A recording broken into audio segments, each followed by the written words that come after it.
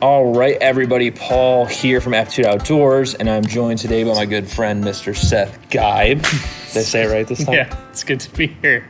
That's the first time I think I've ever said it right on camera. Probably. So, for those of you wondering what we're doing here in this foreign situation, we are at Seth's place of work, employment, and we are going over the camera gear in front of us because, Seth, what are we doing here next week?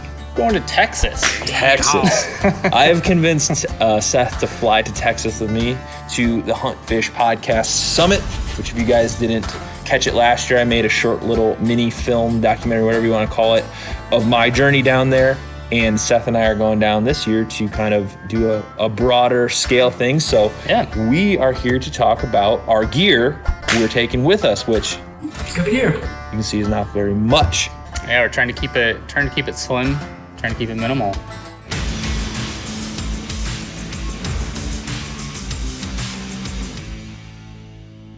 Let's start here. Since we're talking about money, Seth asked me the other day to borrow my gimbal, which I've had for 2 years and I've barely used. So he didn't even turn it on yet, and he bought his own gimbal. So Seth, since it's fresh on your mind, why don't you let the people talk about your gimbal a little bit, sure. Get them excited about that and why you decided to get it. Well, like you said, you let me borrow yours, so I looked at it and I said, that seems a little too big and bulky, and like we're going for the minimalist thing here, so I got like the tiny little brother here. But yeah, it's a Ronin RSC2. So it's one of the relatively newer models of gimbals from DJI. And then I also have the Raven Eye attachment coming along. So what that'll allow me to do is kind of like see the transmission signal as it's coming through and I can monitor on my phone. And then I can do like live tracking, so I can kind of draw a little box around an object so I can, pivot around things. So hopefully it'll make for some nice B-roll during some interviews. That's the hope. Yeah, and I have this old model, the Ronin. I don't even know what it is. RS. The RS. RS. I got this one of those Amazon deals where it was like $100 cheaper one day, so I bought it on a whim. And I think the only time I've used it is when I went out and shot some stuff with Seth. I'll link that video there. But a gimbal's a gimbal. It keeps your camera relatively steady. We're trying to do a little more cinematic stuff with this documentary we're shooting down in Texas this year, trying to make it, just higher quality than the stuff, like the vlog stuff I'm used to doing. Just trying to take it to that next level. Speaking of next level, Seth, he's got the monster Mama Jamma camera here. He's always making me so jealous. So why don't you tell the people about your fancy machine? Yeah, so I'm rocking the Sony A1. So I'm planning on shooting the majority of what I shoot probably in 4K. It's capable of 8K. Might use that for maybe some wildlife shots or some tighter B-roll or something like that, so we can crop in. Maybe even some action shots too, in case we need to like stabilize some stuff, but mostly gonna shoot in 4K. It's a really great camera. I've got a couple lenses for it, which we'll probably talk about here in a little bit. But yeah, it's an awesome camera. It shoots 30 frames a second, stills, 50 megapixels for photography, which is primarily what I do with it. But yeah, it's also just a great video camera. Being minimalist, one of the main reasons I bought it is because it's one body that does photography well and it does video well. Yeah, and we've put it through the paces a little bit and some stuff we've been testing out with it, and it looks really good comparatively. And, the point I'm always trying to make is you don't need to have the fanciest gear to still be able to create. And I have this dated Nikon D750, which shoots, full 1080, 60 frames a second. Literally half the size of what Seth's camera shoots. That's no problem. I still get around with it. And I am very happy with this camera, actually. It's pretty heavy, it's pretty hefty, it's pretty big.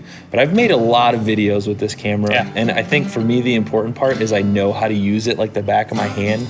So when the time comes and we're in those situations where you have one chance to film something, I'm much more likely to do it. I could have went out and bought a newer camera and just kind of like wiggled my way through this squirming. But tried to learn it while you're on shoot. Which didn't sound like a good idea. But Seth's got some heavy glass that he's bringing this time. So why don't you go through your lenses real quick, and then I will touch on mine. Sure. Yeah. Well, like you said, you don't always need the most expensive gear. That being said, I do have some pricey glass here too. But You know, I think the most expensive piece of glass I have here, obviously, is this 100 to 400, which for what we're filming down there, probably won't use it a ton. Mostly just probably for wildlife, nature shots, stuff like that. We've been talking about using it for interviews, so kind of just parking it across the room. That way we can kind of blow out the background real nice during some of the interview shots. So I'm really excited to see how those turn out. And then so that's a GM lens. So obviously like that's going to be like your super pricey stuff. But then I also have a couple G lenses here, which tend to be a little bit more price conscious, I guess. I'm rocking the 24 to 105 f4. So that's a really great versatile lens. And then I have the 20 millimeter 1.8. So this is great for, you know, wide angle stuff. It's great for vlogging. It's also, because it's a 1.8, really, really great for nighttime and low light photography as well. And hopefully videography. We'll kind of put it through its paces and see how it picks up on low light. Should be pretty sweet. Yep, and I have a similar array of lenses. So my favorite lens that I love to use normally is a 35 millimeter. Yeah. But I found same. some like the prime 35 millimeter. I found some really great uses for that, whether it's photography or video. I just think it's easier to stay in focus. It looks better to me than the 50. I know it's very slight in how different it is, but for this trip specifically, since I shoot on the 35 pretty much 90% of the time on most of the video I shoot, I found an old school used 18 to 35 wide angle lens, because that was kind of like the limiting factor for a lot of my shoots, is I couldn't get a lot of like really big landscape stuff that's really big and wide. Yeah. So I decided to bite the bullet and get this used 18 to 35. It doesn't go all the way to 1.8. It only goes to like, I think 3.5 or something like that, but it works good enough, and it looks good to me anyway. When you're shooting that wide, like you don't need to worry too much about like a low f-stop. So I feel like I'm going to be shooting with that primarily, and I can shift easily, get a wide angle shot if I need it, zoom in on something real quick at the 35 millimeter, and take portraits, take whatever. And then I have the big boy over here. I have the 150 to 600 Sigma lens. Again, not the priciest piece of glass, but for a zoom of this size, like you're not going to find a better price. I don't think. I think I paid like $900 for this out the door, brand new. So this is like for wildlife photography or videography, because there's going to be a ton of cool animals down here in Texas that we're not used to seeing. So we're hoping to kind of, sit out someday and look at those as well. It's just a super versatile range too. Like it's great.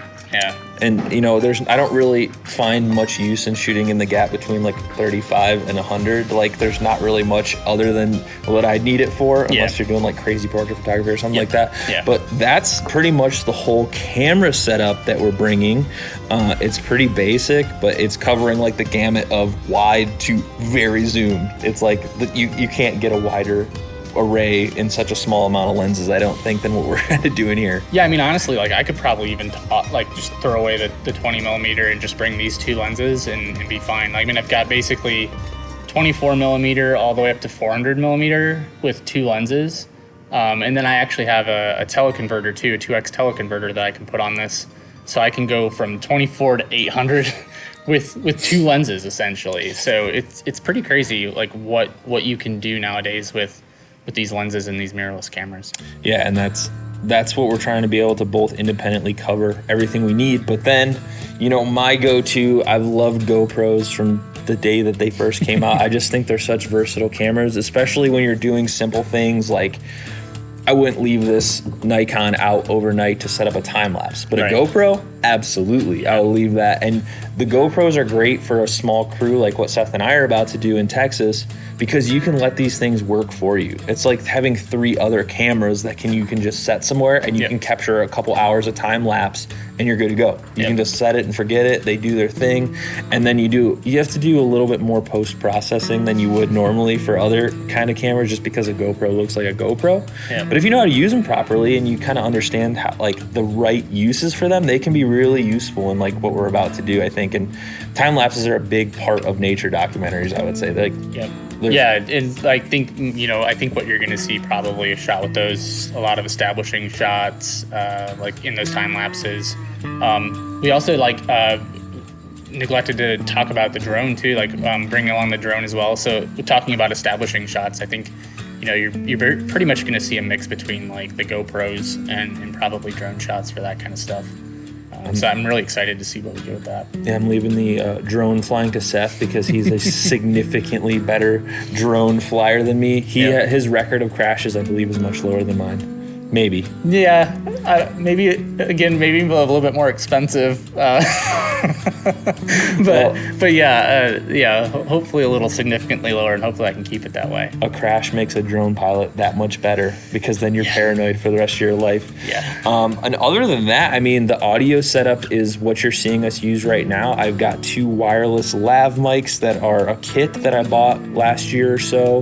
What are they called? Cinco. They're little transmitters. Yeah.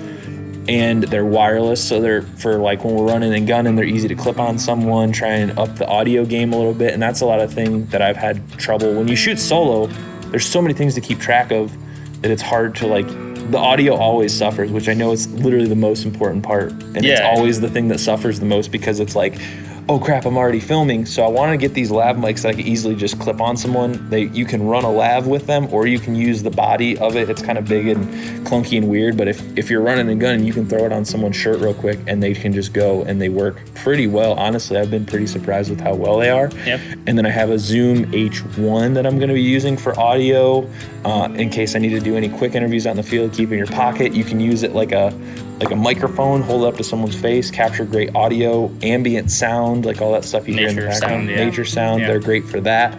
And then Seth and I both have the Rode Micros, which they're not the top of the line like Rode mics, but they're very small and easy to keep on your camera. So have you kind of like found any advantages of the tinier mic? I would say it's just easier to pack up kit. It's lighter. You don't bump it into things as often, which is pretty key with a microphone. Obviously, you don't want to bump it. But yeah, it's a great little mic. It's a little more directional, which is nice, especially if you're out, shooting interviews and things like that, than just like a normal omnidirectional mic. It's a little wider than that, but I think it's a nice mix in between. Yeah, and it sounds pretty good. Yeah. It sounds pretty decent. I mean, you can say whatever you want about like run and gun shooting and whatever and like the audio quality, but between like a couple of cheap lav mics and, a shotgun microphone like this, I mean, you can do pretty much anything. And then as far as for me, besides podcasting equipment, which I'm not going to go into, that's a whole separate side of the event that I don't really care to talk about right now. That's stressing me out in a whole different way. We got some little lighting right here. We got these little box lights. I don't even know. Seth has the name brand. I have the off brand. And they look pretty damn similar, to be completely honest. Yours is a little tinier, a little more compact. But honestly, I think yours is even brighter. That's a great deal. Would you pay for that, like $35 or something? I think I paid $40 out the door. Yeah, that's nuts. So, yeah, and with something like this, we're trying to basically fly with carry-on. Yeah. So this is like very minimal gear. And we wanted some supplemental lighting that we could like throw in our bag. And like a situation like this, we could throw it up on someone's face, because lighting's the hardest thing to control. And we'll be doing a lot of indoor-outdoor stuff here. So it's going to be like in and out, and it's going to be hard to keep track of lighting. So I wanted something that we could easily just keep with us at all times. And even if someone had to hold the light and throw it up on someone's face when it's getting dark or something, I feel like running and gun documentaries like we're about to do is very much a matter of just trying to make everything as good as it can be at the time, because you're just going with the flow of the event. You never know what's going to happen. So I think they're super versatile too, because you can tune the light to like different temperatures. They're full RGB, so if we need to put a color cast on something or correct for a little bit of light, we can do that pretty easily as well. Yeah, and other than that, I mean, is there any other gear that you wanted to go over? No, I mean, just the rest of it's basically just, laptops, stuff like that. And obviously I think we could probably, show a little B-roll as we're talking about all this stuff. But yeah, I mean, the main gear is kind of everything that we've gone over, at least all the important stuff as far as capturing audio, capturing video. I just realized I forgot to talk about the most important piece of gear. What's that? Oh. It is Texas, So this is our full gear setup that we're using down in Texas. I got the most important piece of Texas gear right here. And let's hope I don't get beat up hopping off the plane wearing this big old cowboy hat. I'm gonna get off the plane, they're gonna be like, dude, nobody wears those. Yeah. And I'm gonna get beat up, and it could happen. It's a reality, it's a fear I have, but I'm doing it. I'm wearing it on the airplane. That's why you're packing the big gimbal. Big gimbal. Smack him up back. So yeah, hopefully this helped you guys out, just kind of showing you a basic overview of the gear we're gonna be using. I would say it's nothing fancy, but that's quite a bit of fancy equipment right there. But hey, it's gonna be a good time. I'm excited. I'm excited for Seth to experience this, because you're one of the few people I know who enjoy filming and doing stuff and is like excited to go and like do all this cool stuff outdoors. So I appreciate you coming along for this wild ride. Yeah, it's gonna be a blast. I can't wait to see what we get. All right.